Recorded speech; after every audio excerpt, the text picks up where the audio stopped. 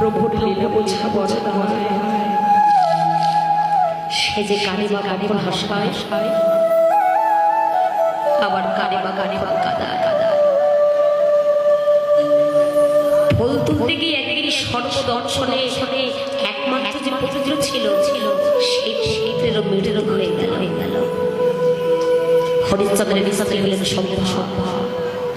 মৃত পবিত্রকে বুকে জড়িয়ে ধরে শ্মশানে গেলে ছেলে তো শেষ করতে হবে। যেই না শ্মশানে গেছে হরিশ্চন্দ্র দেখে বলছে কে এই যে শ্মশানে শেষ করতে এই শ্মশানে একটা কড়ি দিতে হয়। সেই কড়িটা কি তোমার কাছে আছে? বাবা দিতে হয়, আপনার দিদিকে দিতে হয়। শ্মশানে একটা কড়ি দিতে হয়। হরিশ্চন্দ্রের স্ত্রী মৃত পবিত্রকে বুকে জড়িয়ে ধরে বছর কেঁদেছিল।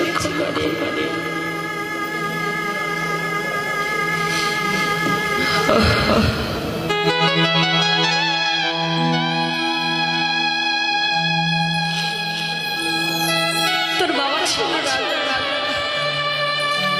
এতদিন তোর বাবার কাছে যে যা চেয়েছিল তাই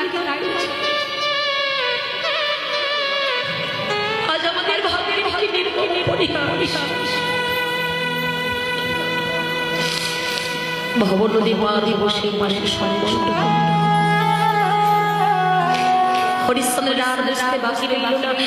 উঠেছে তোর বাবা ছিল রাজা, যে স্ত্রী আর পুত্রকে বিক্রয় করে গুরুদেবকে দানের দক্ষিণা দিয়েছিল। মেলা তো দেখে তারাই এসেছে। বিলম্ব না করে চিনতে পেয়ে ছোটে মৃত পবিত্রকে বুকে জড়িয়ে দিতেছে।